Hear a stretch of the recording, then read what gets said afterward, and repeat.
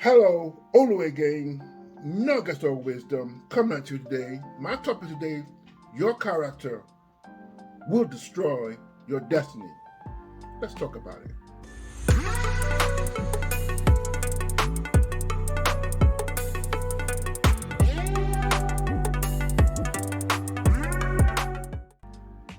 Welcome back. While please like, share, hit the notification bell for new content.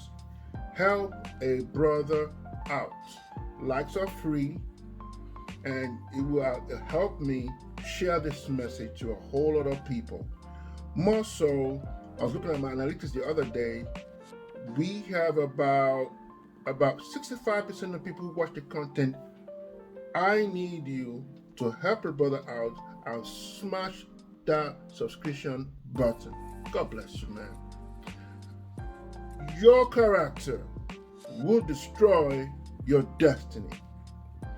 In 2022, the question that when folks or people have talent, people ignore their character. So they get to a point that as long as you're the man who can line everybody's pocket, as long as you are the pull that everybody wants, as long as everybody thinks you are the flavor of the month, the flavor of the year, the flavor of the decade, character, sometimes people just look the other way. Because him singing, him doing this particular thing would line my pockets. So people will sacrifice people just because they think that person is a office ball pool or music pool or talent pool or whatever people say they are. And most of the time when these folks have these character flaws, it basically destroys their destiny or put a stink on their record. So I'm going to do something today. I'm going to give you a Bible story about that most people have probably heard before. So we're going to go to the second book of Samuel, chapter 11. This is the story of David and Bathsheba. Let me read from verse 1. In the spring, at the time when kings go off to war, David sent Joab out with the king's men and the whole Israelite army. They destroyed the Ammonites, besieged Rabbah, but David remained in Jerusalem. Verse 2. One evening, he got up from his bed and walked around on the roof of the palace. From the roof, he saw a woman bathing. The woman was very beautiful, and David sent someone to find out about her. The man said, "She is Bathsheba, the daughter of Eliam and the wife of Uriah." Remember, the wife of Uriah, so it means the woman is married. The Hittite, the David sent messages to get her. He had to have her.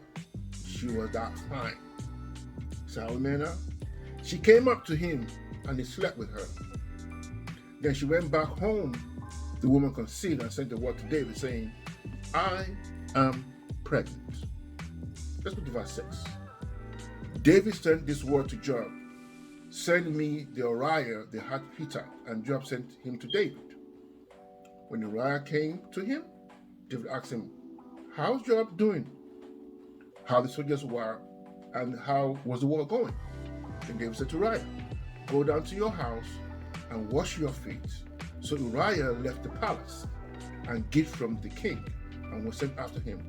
But Uriah slept at the entrance to the palace with all his master's servants and did not go down to his house. Verse 10. David was told Uriah did not go home, so he asked Uriah, "Have you just not come from the military campaign? Why didn't you go home?"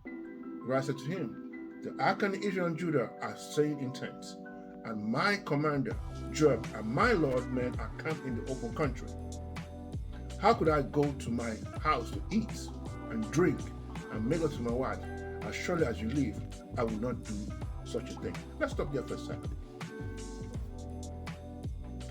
Verse 1, this was a season when kings go off to war.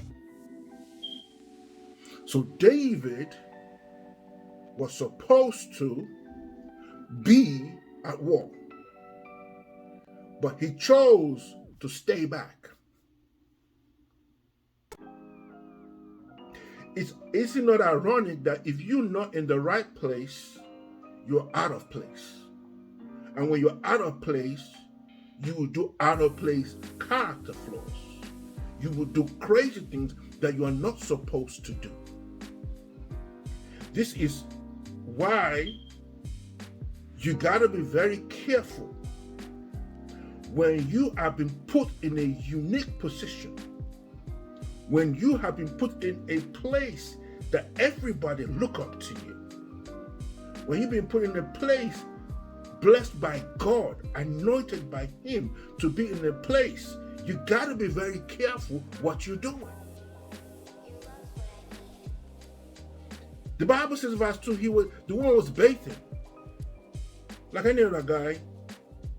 Not that she was bathing, you're the king. You can have any woman you want. But you chose a woman who was already married to another man. This is the kicker. So he set it up. Get the husband from the war. Go back home. So he can pass the pregnant woman to her husband. So this is going to be a great cover-up. I don't want to just keep on relaying the story to you. I guess you get the drift. But my question to you is, how many people have destroyed their destiny based on a little, because they could not resist? And it may not actually be women, it might be something else. It might be drugs, it might be something that you like, because to me, everybody's own. But you're put in a privileged position that folks died for. David, if you look at the life of David, David did not come from riches. David came up the ranks. But isn't it ironic, when you get to the top, you start looking for the things, the trappings of success. You're not taking the toys of success, and you start being introduced into flaws. You probably had them before, but you didn't have the money or the fame that comes with being able to tap into that kind of thing. So, folks, we can go on. We can mention people in this world today. And as long as folks have talent, as long as everybody's pocket can be lined, as long as they're the flavor of the month, the flavor of the decade, nobody says anything to them. That character is... But this man, David, was a man after God's heart. So, you are not just the king, you are anointed, you are set apart to do the right thing. I am not saying that folks will not fall, but when you've been put in a unique position, you got to be very careful of what you're doing. You got to be very careful of how you're moving. You have fought so much to get to that position. You've destroyed many enemies on the way to get there. You have won a lot of victories to get to your destiny. Now, you're going to screw it up. You can get an equal beautiful woman, but that woman that was married, David, is the one you wanted. Because now, you've been blessed. You're now big and bad enough to do the things that you already been blessed with. It's not that he was lacking on women, because in those times they still do it. They were polygamous. They had as many women he could have. But this one was married, but he took her. Let's go further. As I say, the cover-up was worse than the crime. So he covered up. You get a husband. So if she sleeps with him, I will pass it on. I'm saying to you, brothers and sisters, although how does that relate to me in 2022? It relates this way. Everybody's praying to get to a particular place in their life. But when you get there, can you stand to be blessed? Can you handle the trappings of success? Can you enter into places you've never entered before? Now you have opportunity. My question to you, ladies and gentlemen, are you going to now destroy your destiny with the flaws that you have? You're going to let your character destroy everything you've worked for. Because it's easy when you say, okay, I'm not there yet. But let's say today God even opens the windows of heaven and you have everything you have, you're powerful, you have the money you have everything that you need. And then what? What you gonna do with it? How are you gonna roll with this? Because a lot of us are asking for blessing. We can't even handle what we have today. I know people who have a little career, they have a profession, and nobody can talk to them. You know, I'm an MD, or I'm a lawyer, I make X amount of money. Everybody knows them. These are the kind of people you meet, and you already know about their pedigree right out of the bat. It makes absolutely no sense.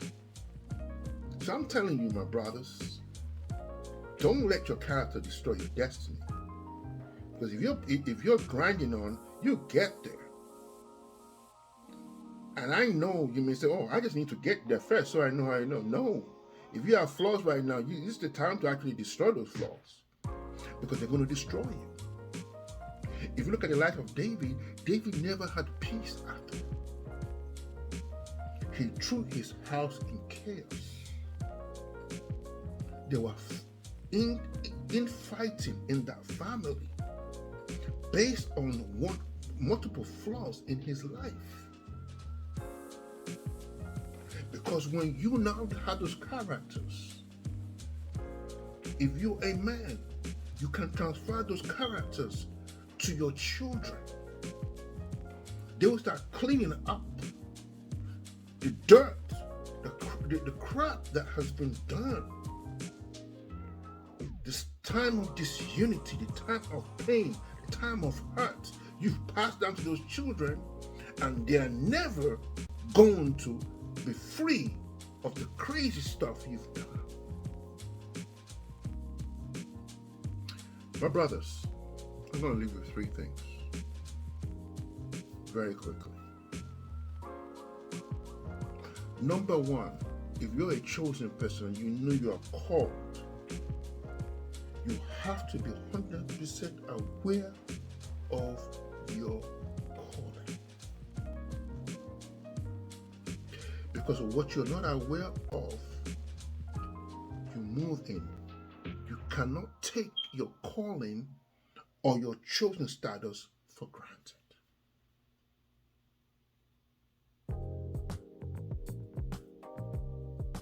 You can't take it for granted.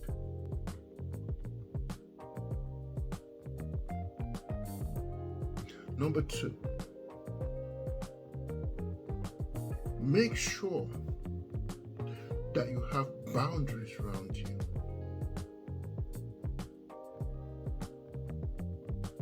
You have boundaries that does not destroy your destiny.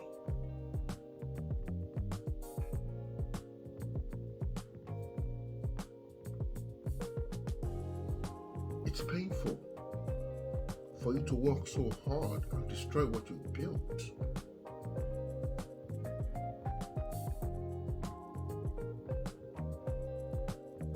The last point. Weigh the consequences of what you're about to do. And it's not always easy, but we have to have some kind of introspection that was learned. If I do this X, Y, Z, how is this going to impact me and my family? Lineage going forward. A lot of men have missed the road on letting their character destroy their destiny. It's all again, man. Nuggets of wisdom. I want you to like, share. I want you to comment, please. I need your comments. Give me something. Let me know if this blesses you. God bless.